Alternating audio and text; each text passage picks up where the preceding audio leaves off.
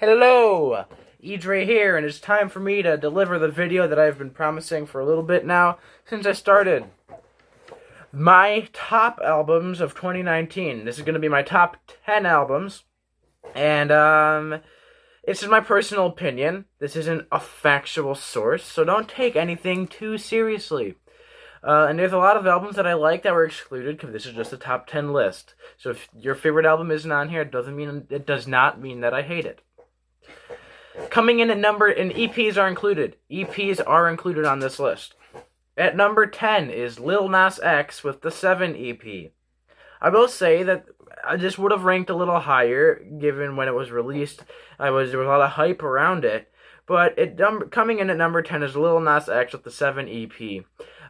This album / EP, I think, is a very well thought out and it definitely displays some of his strengths as well as some of his weaknesses. But it comes together very nicely. Obviously, it's bookend by Old Town Road and its remix. But within it, there are some songs that I think are some of my favorite ones of the year that definitely boost this up. Panini, and Family, You and Me, as well as the song Closure. And I do like Bring You Down, although I think Bring You Down has kind of diminished on me since I first heard it. I think that this is a really solid EP, one of the best EPs I have heard this year, or 2019, and I'm looking forward to a nice career of Lil Nas X in the future. Coming in at number 9 is CherryHead with The Bothered. But the majority of you will not know CherryHead. That's because they are a local band and a much smaller band, but they have a lot of potential. It's a punk band, but it gives me a lot of the same feelings that I get from Waves, which if anybody watches this channel, they know that Waves is one of my all-time favorite bands. So yeah, CherryHead, The Bothered, EP, 5 songs, Poland Bound, one of the best songs of the year. Mr. Stark, one of the kind of more funny and goofy songs of the year. But in general, it's a really strong EP from a band that I think deserves way more credit. And I really, really, really hope that they have a nice future ahead of them, and that when they finally drop a full studio album, that it will make my top albums of 2020. Good job, CherryHead, on making one of the best EPs and one of the best releases of 2019, coming in at number 9. At number 8 is the man, the legend, Thom Yorke with Anima. I will say that this project I wasn't as crazy about it as I was Tomorrow's Modern Boxes, which was my favorite album of 2014. But Thom Yorke delivers, and it goes side by side with the Netflix kind of movie that he made. And I just gotta say, Thom Yorke, Anima, Dawn Chorus is one of my favorite songs of 2019. It gives me an oddly nostalgic feeling while still pushing the boundaries of what Thom Yorke is used to doing.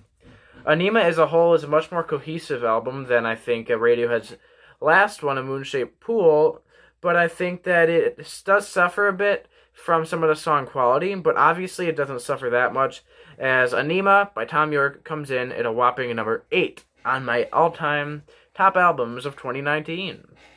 At number 7 is Chase Atlantic with the album Phases. I gotta thank somebody from my school for turning me on to this album.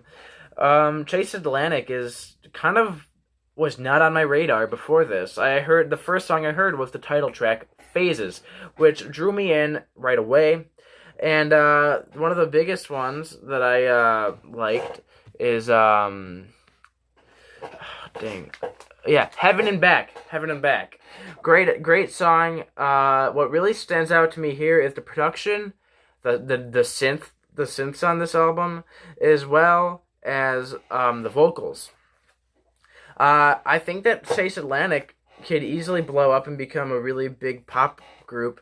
Right now they're still relatively underground, and it kind of shocks me because this album is phenomenal.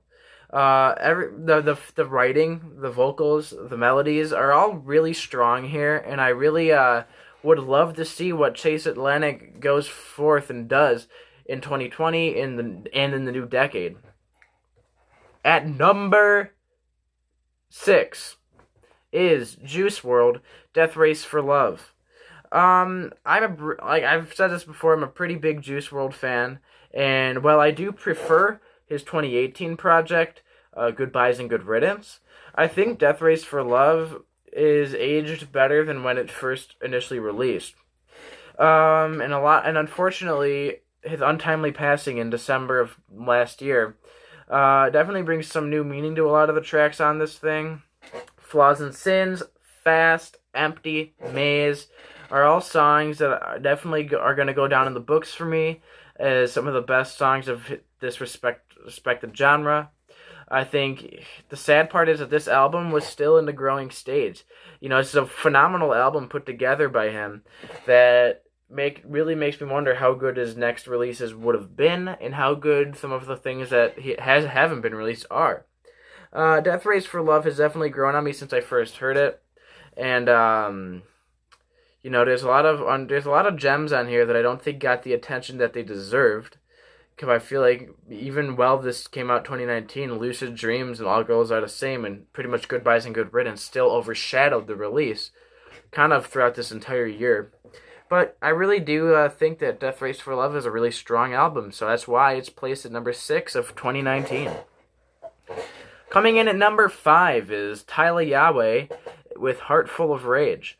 I discovered this through Post Malone, and when I first heard it, I was like, this guy's going to blow up. He's going to blow up. And this was about a year ago. And look at him now. He's starting to blow up. And this is an artist that has a lot of potential going forth, and I really look forward to what he does in the future. High Right Now is a wonderful track, one of the best ones of the year. And They Ain't You is one of the greatest kind of trap ballads that I've heard come out of 2019, and really of the decade, I'd say. Tyla Yahweh has full of potential. He has a kind of unique singing style. It reminds me of a mix of Sway Lee, Wiz Khalifa, and like Post Malone.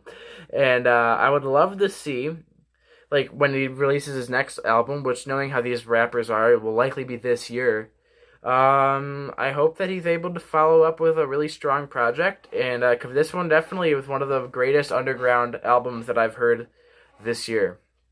Coming in at number 4, I'm changing things up a little bit. Bad Religion, Age of Unreason. Bad Religion, if you don't know, I mean, why am I even saying that? Bad Religion's been around for decades. They've kind of been they spearheaded the whole skate punk genre in the 80s and 90s, and were just kind of a significant punk act throughout their entire career. They're definitely one of my all-time favorite punk bands, especially, and also one of my favorite bands of the 80s and 90s. But some of their more recent albums I haven't been too crazy about, mainly just because it wasn't that different, and it didn't feel as motivated. But I gotta say, Age of Unreason definitely kind of blew me out of the water. When I first heard it, it was, to me, an instant classic, and is up there with some of their best albums they've ever released. The album is dogs. The album is full of concept and is a great, really strong album, and I definitely appreciate the direction that they went here lyrically and musically. Bad Religion, unexpectedly released one of the best albums of 2019, and I hope that they continue with this with more great albums and a rebirth of their relevance. So good job, Bad Religion, for coming in at number 4. Number 3 is Young Thug with So Much Fun. I gotta say, this album was a weird one for me, because it's not like I listen to this album 24/7 like I do some of the other ones, per se. But the artistic expression on this album, the features, the instrumentals, the flows, it all comes together to make a really perfect hip-hop album, and the perfect debut studio album that I would want to see from Young Thug. My personal favorite projects from him prior to this were Beautiful Thugger Girls and Jeffrey, and this kind of takes everything I like about those mixtapes and puts them into one good album. And also, I gotta say, his song with Post Malone kind of helped me anticipate this even more. And I was more than happy with the end result. So Young Thug, check this out. You know, it may turn off some of the non-hip-hop listeners, but in the end of the day, Young Thug, So Much Fun comes in at number 3 on my year-end list. At number 2 is Billie Eilish with When We All Fall Asleep, Where Do We Go? This album I was anticipating, and I already knew probably was going to be on this list, just because I've always thought that, since I first heard her, that she had so much potential. And this album is the album that she displays her potential.